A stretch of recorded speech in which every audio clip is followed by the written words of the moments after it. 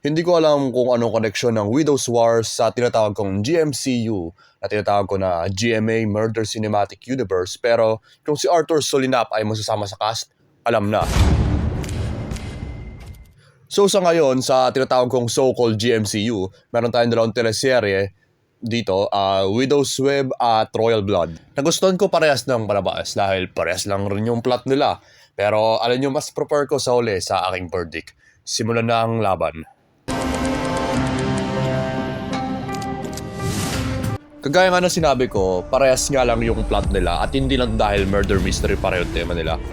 Pero yung mga conflicts dito ay parehas, kagaya ng agawan ng mana, may parang sira sa parang pamilya, unti-unting pagka-develop sa totoong kulay ng murder victim, hanggang sa pagtagal ng teleserye. Yung pwede ko lang masabi na pinagkaiba nitong dalawang teleserye ay yung perspective natin sa mga bida. Pero meron rin silang similarities. Si Elaine ng Widow's Web ginampanin ni Pauline Mendoza at si Napoy Terrazo ginampanan ni Ding Dong Dante sa Royal Blood. Pareho silang outsider sa estate na papasukan nila kung saan magaganap yung murder. Yung pinagkaiba lang ay si Elaine ay napasok sa estate dahil na-frame up yung kanyang fiancé at pumasok siya dito para magtrabaho, para investigan ito at least linisin yung pangalan ng kanyang fiancé na na-frame up. Si Napoy naman ay sobrang personal dahil napasok siya dahil bastardo siya nung naging murder victim yung kanyang tatay na si Gustavo Royales, ginampanan ni Tirso Cruz III. So may pare-pareho din ditong formula pero dumedepende dito sa pagtaas ng tensyon dahil sa kung sino bang perspective yung sinusundan natin. Para sa akin, mas gusto ko sundan si Barbara sa Widow's Web na ginampanan ni Carmina Villaruel, si Jackie ginampanan ni Ashley Ortega at Hillary ginampanan ni Vanessa del Moral kesa sa pinaka-supposed protagonist natin na si Elaine.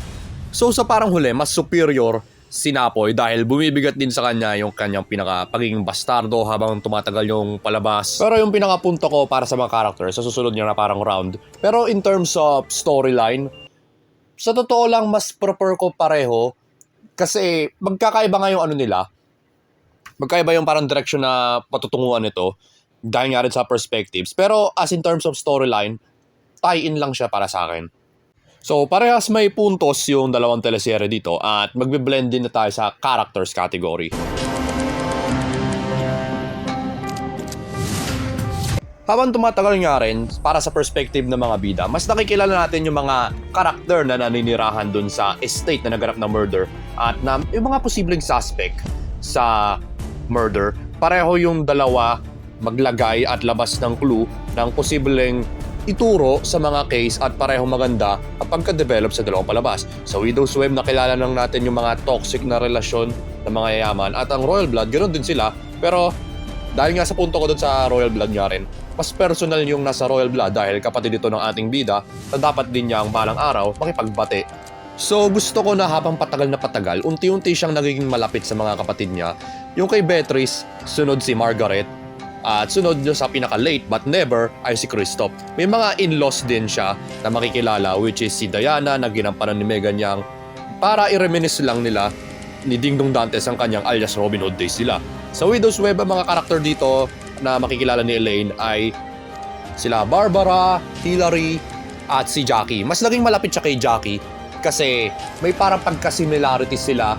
Parang at least na para makaka-relate sila kasi nawalan ng asawa si Jackie, napatay siya yung murder victim.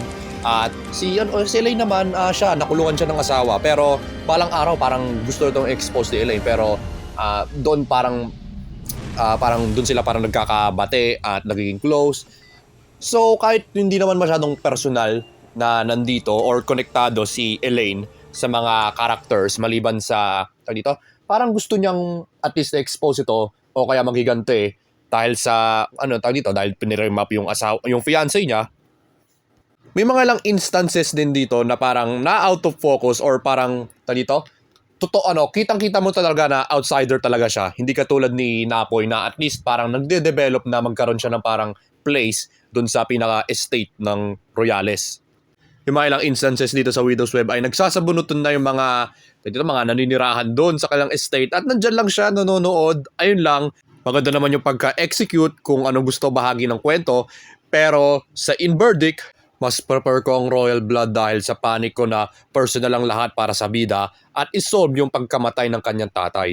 Habang sa Widow's Web, okay lang naman na makita manalo si Elaine para mawalang sala yung kanyang fiancé. Pero mas impactful, mas solve para sa ating bidang sinapoy. Kasi naging kapersonalan niya yung murder victim Tatay niya yun So once again, ang punto ko ay mapupunta sa Royal Blood para rito.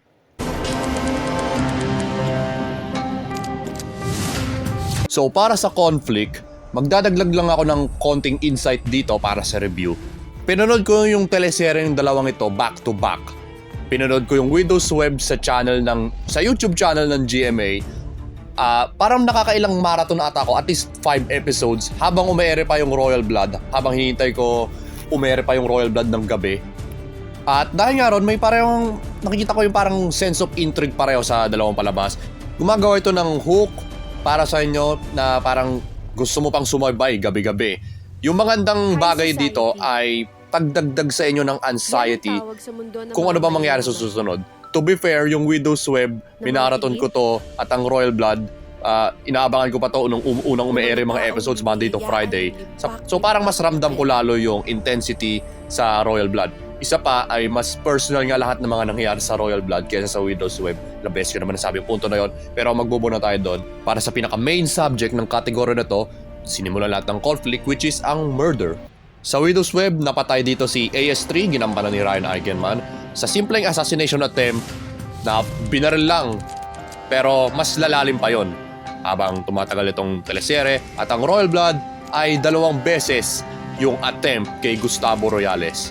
Para sa akin, mas superior yung Widow's Web dahil mabilis ang pangyayari, at sa Royal Blood medyo nabawasan konti yung parang tension at saka yung parang dramatic effect dahil inakala mo nang namatay na si Gustavo sa saksak, pero nakasurvive siya doon para mas tuluyan siya ng mga sino bang mga anak niya o kaya mga in-laws niya para sa pangalawang assassination attempt, at namatay siya doon. Sa puntong yon, namatay ka na. Pwede ba, Gustavo, mamatay ka na? Pero aminin ko, maganda yung naging usapan in between sa first and second assassination attempt ni Gustavo tsaka ni Napoy. Yung parang magbibigay siya ng pinibigyan niya na parang swear on this, Napoy.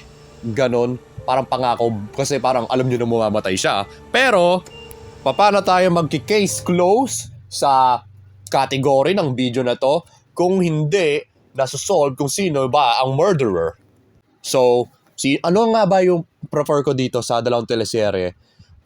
Masyadong komplikado pumili, pero diretso ka sa punto, hindi masyadong satisfying yung ending ng dalawang teleserye. Sa Widow's Web, eventually, ang pumatay kay AS3 ay ang bastardong ito, pero nakasurvive siya doon. Nakasurvive si AS3 actually, pero ang totoong pumatay kay AS3 ay ang attorney na nasa dito, nakasunod lang kahit saan kay Barbara. Aminin ko, yung bastardo na nanggaling kung saan, hindi ako fan nung na-reveal na siya yung murderer. Pero yung twist ending na ang killer ay ang attorney at na-reveal na naka-getaway siya sa lahat ng krimen, 10 out of 10 twist. Sa Royal Blood, sinubukan nila gawin yon ulit. Yung na-reveal na si Andrew yung nag-commit ng assassination attempt, which magandang reveal sa totoo lang kaysa yung dun sa bastardo na si Blood na nandito sa Widow's Web. Nakalimutan ko yung pangalan, sorry, ngayon ko na sinabi na Blood yung pangalan niya. Pero sa pangalawang assassination attempt kay Gustavo, si Margaret naman yung naglason. Ang problema nga lang doon ay may 4 na episodes pang natitira para sa iba pang twist ng Royal Blood. Sa tingin ko, nung Thursday dapat natapos itong teleserye. Pero dahil may Friday pang, Friday, para dun ilabas yung finale, like lahat naman ng teleserye, ay parang sobrang stretch out na yung susunod na mga nangyayari ron. So, na-reveal dito na may kahoots si Margaret, which is si Diana, kinampanan ni Megan Young, which kinonsinti siya lalo. At sa huli nun, nakuha nila yung nararapat na, yung parang justice kay Gustavo para sa kanila. Ganito yun, namatay si Diana at si Margaret ay nakulong. Pero may mas nakakalito pa dito na parang nagdagdag pa ng loose end nung natapos yung teleserye na tayo mismo yung magtiteorya sino ba talaga yung nag-commit ng assassination attempt, dahil sinabi ni Margaret sa kanyang anak, si Diana yung nag-commit ng unang saksak. At si Andrew, di siya yung gumawa nun. Parang ganon. So, kasi namatay si Andrew in between nung parang maaresto na siya. Dahil tanga-tanga ito, gusto nilang pagtanggol yung asawa niya at di talaga siya yung nag-commit ng krimen. Ewan ko. Ewan ko kung ano ba talaga yung na-reveal dito. Parang yun yung sinasabi. Parang kasi si Margaret dito, parang baliw na si Margaret nung punto na yon kasi kung ano nangyari sa kanila. Kaya maniniwala ka ba sa hindi kung si Andrew ba talaga yung unang sumaksak kay Gustavo or si Diana? Napaka-komplikado at unsatisfying yung kinalabasan dahil rapid fire twist dun sa Royal Blood. Sunod-sunod. So, di ko gusto yung ending doon kung paano nila ni-wrap up yung mga, kung paano ba naganap yung murder. Pero sa ending mismo, gusto ko yung posible na magiging corrupt si Napoy at saka parang susundan niya yung steps ng kanyang tatay na si Gustavo. O baka hindi dahil siya na yung susunod na CEO ng kumpanya ng kanyang tatay, which is Royal Motors. At saka, yung parang tingnan mo. Sa tingin mo, mangyayari ulit yung mga mangyayari? So, sa parehong palabas, parehong may nabaluktot kung sino ba yung pumatay sa ating murder victim. At sa uli, mahirap yung desisyon pero sa Widow's Web, napakasimple at mapapaisip ka pa rin pero sa parehong bagay, kontento ka pa rin kung paano natapos yung kwento. Yung parang at least, sobrang diretso kung paano nila binaluktot yung sa Widow's Web. At hindi siya kasing komplikado no nandun sa Royal Blood. Kasi parang dun sa Royal Blood, parang in-stretch out pa nila ng mga ilang episodes kung sino ba yung pumatay talaga. Ewan ko, magbubo na nga lang ako. So tayo na nga sa scores. Sa conclusion, ang Widow's Web ay may standard score para sa serye na 7.5 out of 10, habang ang Royal Blood ay may mataas na 8 out of 10. Kung magiging mabait ako, bibigyan ko sana siya ng 8.5 or sana kung mas maayos lang sa na-expect ko yung natitirang huling episodes nito. So ayun ang aking retrospective reviews sa dalawang installment ng GMCU sa ngayon, ang GMA Cinematic Universe. Ridiculous na pangalan.